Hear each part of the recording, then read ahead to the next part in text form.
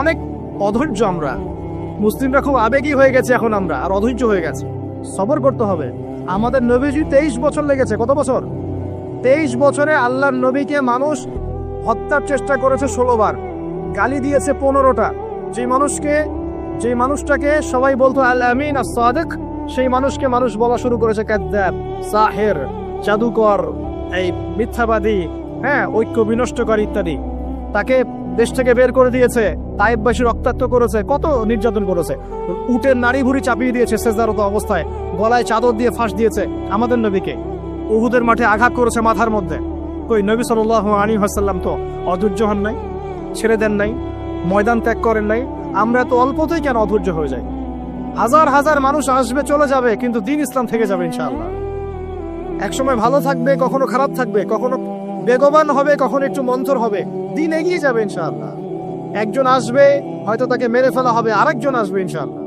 একজন আসবে, তাকে সরিয়ে দেওয়া হবে, আরেকজন আসবে ইনশাআল্লাহ। 100 আলেম আছেন, 100 আলেমের মৌত হবে, আরো 100 আলেম আসবে ইনশাআল্লাহ। দিন থেমে যাবে না কখনো ইনশাআল্লাহ, এগিয়ে যাবে। একটা পয়েন্ট দেখেন, নূহ আলাইহিস সালামের বাড়িতেও শান্তি ছিল না। কিরকম? কমপক্ষে আমাদের নবী সাল্লাল্লাহু আলাইহি ওয়াসাল্লামের জীবনে বাইরের মানুষ তাকে কষ্ট দিচ্ছে, ঘরের মধ্যে খাদিজা রাদিয়াল্লাহু আনহা আছেন এবং তিনি তার মতাদর্শের মানুষ। বাসায় গিয়ে তিনি খাদিজা রাদিয়াল্লাহু আনহার সাথে সুখ পাচ্ছেন, শান্তি পাচ্ছেন, কারণ স্ত্রী তার পক্ষে আছেন। স্ত্রী তার পক্ষে আছেন, তাকে সাপোর্ট দিচ্ছেন, তাকে টাকা পয়সা দিচ্ছেন, অর্থ সম্পদ ব্যয় করছেন, তাকে পিছন থেকে একটা মমতা, ভালোবাসা দিচ্ছেন না? আর বেচারা নূহ আলাইহিস সালামের ঘরে স্ত্রীও তার কথা শুনছেন না। এটা কি জানেন? তার স্ত্রী পর্যন্ত ঈমান নিয়ে আসছে না। তিনি বাসাতেও গিয়েও বাইরের পরিবেশ ফেস করছেন। যাদের বাড়িতে দাজ্জাল স্ত্রী আছে তারা জানে আমার কথার মানে কি। কথা কি বুঝতে পারছেন? অনেক ভুক্তভোগী আছে না এখন। বাহিরে আমরা অনেক প্রবলেম ফেস করি, বাসায় গিয়ে যদি দেখি একজন নেককার স্ত্রী, তার কোলে আপনি শুয়ে আছেন, সে আপনাকে আদর করছে, মহব্বত করছে, তার সাথে আপনি প্রবলেম শেয়ার করছেন, সে আপনাকে সাপোর্ট দিচ্ছে, আপনি কিন্তু ভিতর থেকে একটা ভালো লাগা ফিল করবেন। বাইরের খারাপটা আপনার আর কাজের মাথায় আসবে না ইনশাআল্লাহ। আর যদি দেখেন যে বাইরেও আপনি অনেক স্ট্রাগল করছেন, বাসায় গিয়ে যখন ঢুকলেন, ব্যাস ওখানে আর এক জাহান্নাম শুরু হয়ে গেল, আযাব, তখন কিন্তু আপনার আর মাথা কাজ করবে না। তো এই অবস্থা যাদের আছে, আল্লাহ তাদের অবস্থা উন্নতি করুন, সমস্যা দূর করুন, দোয়া করি। যাদের এই হতভাগা যারা আছেন তারা জানেন যে এরকম সমস্যা হলে কিরকম কষ্ট হয়। তো নূহ আলাইহিস সালামের কিন্তু ঘরে এই সমস্যা ছিল। আমরা তো কয়দিন আগে দেখলাম না, বাংলাদেশের একজন মানুষ তার স্ত্রীকে নিয়ে একটা অভিযোগ করলেন। এখন আমি অনেকদিন আগেই বলেছি, শেষ জামানায় কিন্তু ফ্যামিনিস্ট রেভলিউশন বাড়বে। কি বাড়বে? ফ্যামিনিস্ট রেভলিউশন মানে নারীকে আপনি আর ঘরে রাখতে পারবেন না, ও বাঁধন ছিন্ন করে বেরিয়ে চলে যাবে। ও সম অধিকার, নারী অধিকার বিভিন্ন স্লোগান দিয়ে কোনো ক্ষেত্রে দেখবেন পুরুষের উপরে এসে টেক্কা দেওয়ার চেষ্টা করবে। কোনো ক্ষেত্রে নারী নির্যাতনের জায়গায় পুরুষ নির্যাতন করা শুরু হবে দেখবে। তো এগুলো তো দিন দিন বাড়ছে, ডিভোর্স বাড়ছে। ম্যাক্সিমাম ফ্যামিলিগুলো এখন অলমোস্ট, অনেক ফ্যামিলি, ম্যাক্সিমাম তো বলতে পারবো না, অনেক ফ্যামিলির মধ্যেই এই সমস্যাগুলো দেখা যাচ্ছে। এখানে স্ত্রীর ভূমিকাও যেমন থাকতে হবে, স্বামীর ভূমিকাও থাকতে হবে। আমরা স্ত্রীদের প্রতি কোমল হব, এটাও ঠিক আছে। একই সাথে স্ত্রীকেও রিকোয়েস্ট করতে হবে যে আপনাকে আপনার স্বামীর সম্মান বুঝতে হবে।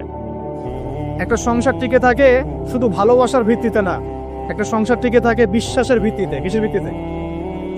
সংসারে বিশ্বাস থাকতে হবে, আমানতদারিতে থাকতে হবে, পরস্পর সম্মানবোধ থাকবে, শ্রদ্ধাবোধ থাকবে, একে অপরের প্রবলেম শেয়ার করতে হবে।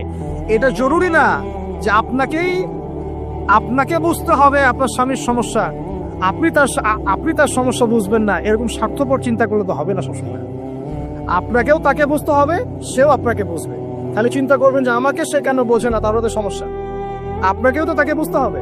উভয়কে উভয়ের জায়গায় ছাড় দেওয়ার মানসিকতা না রাখলে সংসারগুলো টিকবে না। এখন সংসারগুলো ভেঙে যাচ্ছে।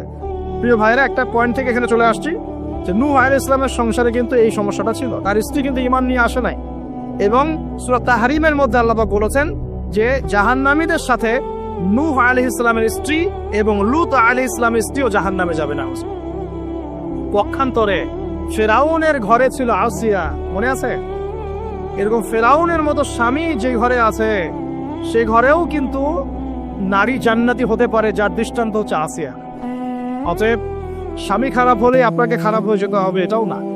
ফেরাউনের ঘরে থেকেও আসিয়া আলাইহিস সালাম, আল্লাহ তাকে শান্তিতে রাখুন, জান্নাতে আল্লাহ পাক তাকে ঘর সৃষ্টি করে দিয়েছে, নির্মাণ করে দিয়েছে। নবী সাল্লাল্লাহু আলাইহি ওয়াসাল্লাম তার ঘরের ঘ্রাণ পেয়েছিলেন মেরাজের রাতে, মনে আছে? তো পরিবেশ পরিস্থিতি যেমনই হোক না কেন, পরিবারে ইসলাম ধরে রাখতে হবে। আল্লাহ পাক সবাইকে তৌফিক এনায়েত করুন বলে। আর এই নবীর সবরটা দেখেন, নূহ আলাইহিস সালামের সবর দেখেন, লূত আলাইহিস সালামের সবর দেখেন, ঈসা ইবনে মারইয়ামের সবর দেখেন, মূসা আলাইহিস সালামের সবর দেখেন, আমাদের নবীর সবর দেখেন, তার সাহাবীদের সবর দেখেন। এই প্রত্যেক যুগে যুগে এই সিলসিলা চলে আসছে। হকের দাওয়াত যারাই দিয়েছে তাদেরকে সবর করতে হয়েছে।